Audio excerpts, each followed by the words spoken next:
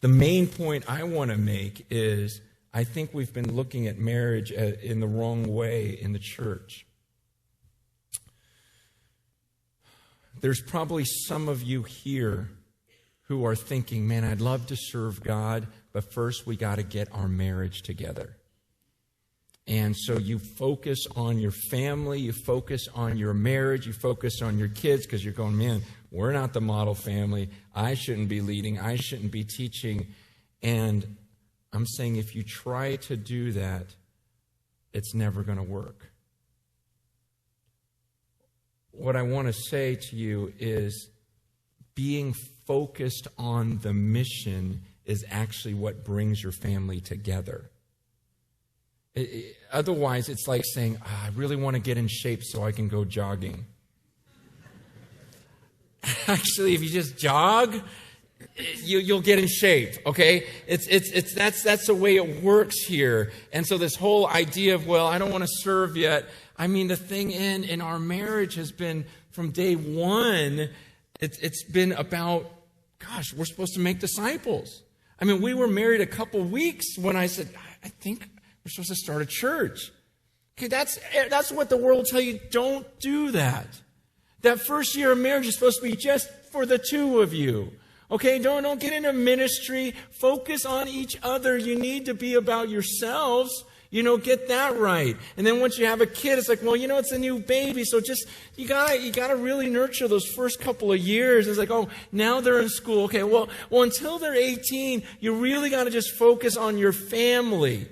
And I'm saying that's going to destroy your family, and it creates a terrible model for your kids of, oh, okay, family comes first, serving God, we can put that aside until it's convenient, and that's going to destroy you. The very thing that bonds us together is the fact that we're on this mission together. It's like Jesus says, if you seek the kingdom first, if you seek first, number one, what is the most important thing? Most important thing is the glory of God and His kingdom for the people on earth to understand there's a king up there. And it's all about Him. And I got to get people to come under His leadership, under His lordship. That's what it means to make disciples. That's what Jesus rose from the grave to tell me to do. And as I seek Him first, the other stuff will happen. That's why in that passage in Matthew 6, He goes, don't be like everyone else in the world, the people who don't know God. He calls them the pagans. He goes, they think, oh, I got to get all this money so I can get food. And they're worried about clothing. They're worried about this and that. He goes, no, I don't want you to be that way. That's the way they do it. He goes, you seek first the kingdom and all this other stuff will be given to you. You put me first. And that's what I'm saying. When we put the family first, and say, okay, man, we got to protect this, we got to guard it, we got to work on our marriage, and that's your emphasis, then you're just like everyone else out there that just wants a happy marriage. And what God says, you seek the kingdom first and watch what happens. Watch what happens in your family. Watch what happens in your marriage. Watch what happens with your kids. I mean, I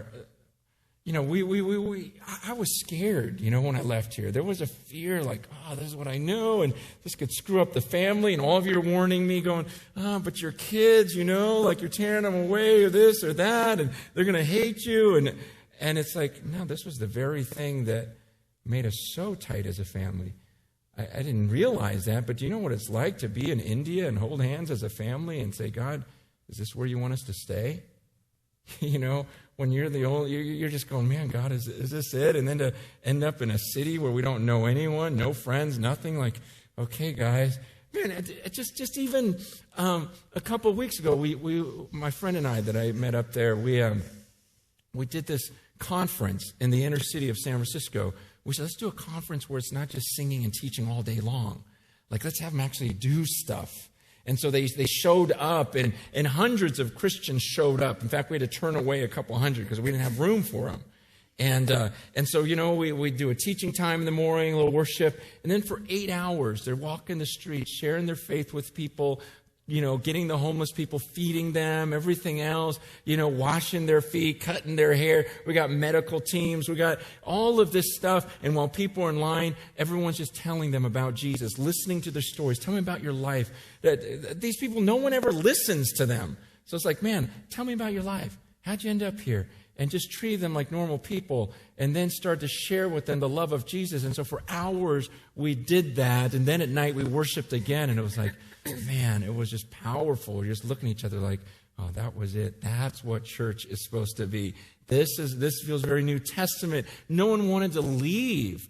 And with all of that, here's my family who's with me. I'm teaching. Lisa's leading worship. I see Rachel for like 4 hours just sitting on this stool as homeless men and women are staying there, and she's washing their feet, scrubbing their feet for them, and sharing Jesus with them, and doing pedicures. And this, to see your little girl doing that, and then to see little Mercy, little 11-year-old knocking on apartment doors. Do you guys need some groceries? How can I pray for you? And then telling people about Jesus, and then as a family, just kind of getting back together, and I can't tell you the bond of that. Okay, it's not. Yeah, sure, it's fun to go on vacation, whatever, but it's something about serving the God of the universe, and the unity that takes place when you're on a mission together. It just happens because when you seek the kingdom first, all the other things come together. And that's what I'm saying, man. I'm not some marriage guru to say, oh, here's how you do this, is this. All I know is I've tried to serve God and try to lead my family wherever the Spirit's leading us to go. And as that happens, it's like, man, look at our family. This is ridiculous. Our kids are holding hands, hugging each other, loving each other, can't get enough of each other. It just, crazy things start happening. You go, wow, we weren't even pursuing that. We were pursuing the kingdom, and everything else fell into place. And we experience God together. If we could learn to if you went there as a couple and you hear about kids that are raped for 14 hours a day, every day of their lives, and you go there as a couple or as a family and suddenly get your mind off of yourself and your little problems of, I got a B-, and you go, are you kidding me? People live like that? And suddenly your whole family goes, come on, you guys, we got to do something about this. We got to figure it out. That's the stuff that pulls your family together. That's the stuff when you as a couple get off of yourselves and oh, you're not pleasing me, you're not pleasing me, and back and forth, and go, oh my gosh, 70 million people are starving in the Ethiopia region right now with the famine going on. Like they're just starving, like they're just dying. Boom, boom, boom. Another one just died right now. Like you start focusing on that and decide, we got to live for this. We got to do this. This is what God created us for. You talk about unity. Okay, that's how you bring yourselves together, is not by focusing on each other more and more and more and more. It's about the two of you going, hey, let's actually do something with our lives. Let's actually make disciples. Let's actually care for the poor. And God says in Isaiah 58, just you do that, and I'll just go, man, here I am. What do you need from me? Okay, so we were doing it on Friday, like 2 weeks ago.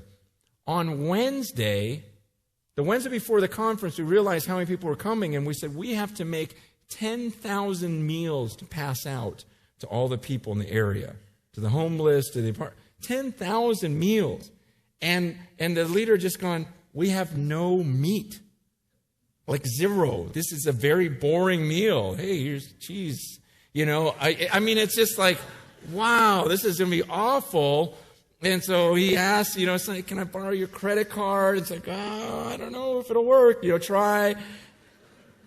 Right after he announces it, an hour and a half later, about an hour to 2 hours later, Trader Joe's calls us out of the blue and says, our freezers all just broke down. Yeah. And do you guys have any use for all of our meat? And they bring a U-Haul truck filled with like marinated, pork chops and chicken and ribs and steak. I mean, Trader Joe's. I mean, not like John's Market or anything. It's like Trader Joe's. It's like, I tell you, we all just got the chills like, you're kidding me, God. You are kidding me. And so then I tell you, then all day these people are passing out this food that they know this came from God. We're on this mission from God. You start experiencing things like that, like a family, And I'm telling you, all the other stuff, the petty stuff we're fighting over, it really make no sense when you start looking beyond yourself, focused on the mission, seeking the kingdom first. I really believe that is the answer to our marriages.